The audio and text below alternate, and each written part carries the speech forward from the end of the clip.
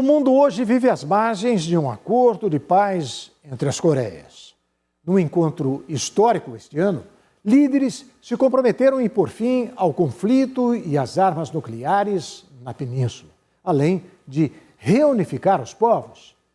Antes de 1950, a Coreia do Norte e a Coreia do Sul eram um território único, separados por uma guerra motivada por ideais comunistas de um lado e capitalistas de outro, que dividiu o país ao meio.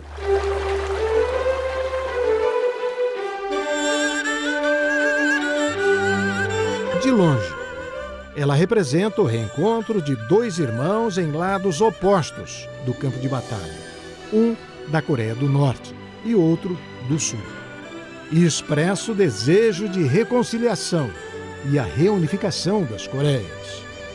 Esta imagem é uma das mais visitadas de Seul. Ela faz parte do Memorial da Guerra da Coreia, principal atração turística do país. É um museu de 14 mil metros quadrados que conta como e por que as Coreias se dividiram. A Rede Brasil visitou o memorial, acompanhada por um ex-combatente. As salas gigantes, repletas de telões e mais de 6 mil peças usadas na guerra, chamam a atenção. Em uma das exposições, tanques e helicópteros usados nos combates. Em outra, a réplica do que costumava ser a cerca, separando as duas Coreias.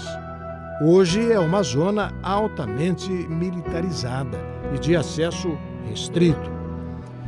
O ex-combatente explica que a Coreia era unida e independente, governada por dinastias durante séculos. Em 1910, o Japão invadiu o país e passou a considerar a Coreia uma colônia japonesa, fato que durou até a Segunda Guerra Mundial e acabou com a derrota do Japão. Quando a Segunda Guerra terminou, a União Soviética invadiu o norte da região até o chamado Paralelo 38, que acabou sendo a divisão entre as duas Coreias. Como resposta, os Estados Unidos mandaram tropas para a parte sul da península. Em 1948, a Coreia foi dividida em dois territórios, com governos diferentes. Tanto a comunista Coreia do Norte quanto a capitalista Coreia do Sul diziam ser a verdadeira Coreia, e uma não aceitava a soberania da outra. Em 1950, a Coreia do Norte tentou tomar o Sul e quase conseguiu. Logo depois, os Estados Unidos vieram ajudar o Sul e só não conquistaram a Coreia do Norte porque a China mandou tropas para lá. O conflito terminou em 1953, com um cessar-fogo e a criação de uma zona desmilitarizada.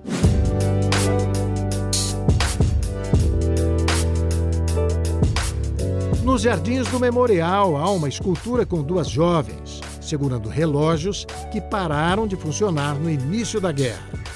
O tempo parou quando a guerra começou, dia 25 de junho de 1950, horário marcado pelos ponteiros. Os coreanos dizem que o relógio só voltará a funcionar quando a guerra terminar. Ou seja, quando acontecer o tão desejado acordo de paz. O mundo espera que esse dia não demore.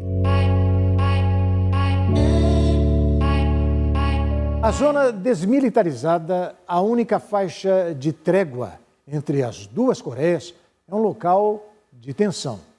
Desde a guerra, essa faixa de terra tem militares armados protegendo a entrada do norte e do sul.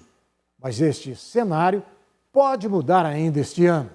É que a Organização das Nações Unidas e os presidentes dos dois países concordaram em retirar as armas da zona desmilitarizada até dezembro.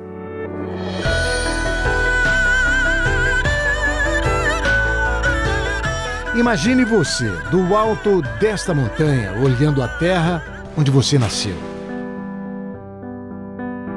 Apesar da saudade de casa e dos familiares, o mais próximo que se consegue chegar é neste mirante. Esta é a realidade de milhares de idosos coreanos. A divisão entre o norte e o sul separou muito mais do que dois países. Separou coreanos do pai, da mãe, do filho.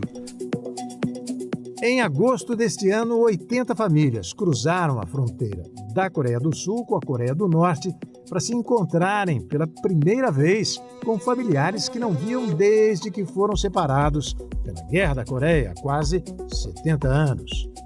Os encontros foram organizados pelas duas Coreias no resort norte-coreano de Diamond Mountain. Na Coreia do Sul, um sorteio decidiu quem poderia participar dos encontros. Na Coreia do Norte, os coreanos acreditam que os participantes tenham sido selecionados com base na lealdade de cada um com o regime. Dos 130 mil coreanos que solicitaram participações nos encontros, menos de 60 mil permanecem vivos. Neste reencontro, o participante mais idoso tem 101 anos. Desde os anos 2000, as duas Coreias realizaram 20 rodadas de reencontros. Mas os eventos foram interrompidos há 3 anos, desde que a Coreia do Norte acelerou seu programa nuclear e de mísseis. Em abril deste ano, o líder da Coreia do Norte, Kim Jong-un, e o presidente da Coreia do Sul, Moon Jae-in, concordaram em retomar os encontros entre familiares. Histórias de separações causadas pela guerra são contadas neste museu, dentro do mirante que mostramos em homenagem às famílias.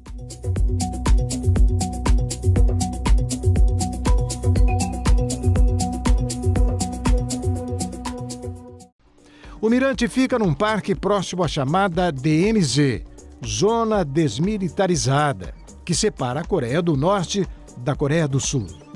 O que mais se vê aqui são militares. É uma faixa de 4 quilômetros de largura que separa o norte e o sul de ponta a ponta. Nos 280 quilômetros de extensão, cercas elétricas e arames farpados delimitam o território de cada um. Os combates acabaram, mas as Coreias nunca assinaram um tratado de paz. Tecnicamente, ainda estão em guerra. As zonas desmilitarizadas são uma espécie de locais de trégua, de zona neutra. Foi na DMZ que o ditador norte-coreano Kim Jong-un disse ao presidente da Coreia do Sul, Moon Jae-in, que está disposto a interromper os testes do programa nuclear. A reunião histórica aconteceu em maio deste ano.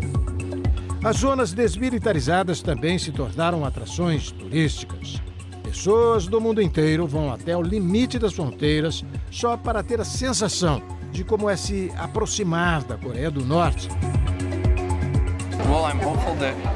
Eu espero que as diferenças entre os dois países possam ser resolvidas diplomaticamente. O encontro dos presidentes já foi um bom sinal. Eu gostaria muito de ver as duas Coreias se juntarem e se tornarem apenas um país. Acho que a população mais idosa quer a reunificação. Já os mais jovens acreditam que isso não será possível. Também acredito que a situação da Coreia do Norte ainda é muito incerta, ainda mais com a interferência dos norte-americanos. Agora, já com as ações do presidente sul-coreano, parece ter havido bastante progresso para um futuro entre as duas Coreias. Pelo menos, tudo parece caminhar para um bem-estar mútuo. Enquanto as duas Coreias engatinham em direção a um acordo, coreanos e turistas penduram fitinhas coloridas com pedidos de unificação e paz na cerca que separa o norte e o sul. Isso é feito há mais de 30 anos, mas agora com um sentimento maior de esperança.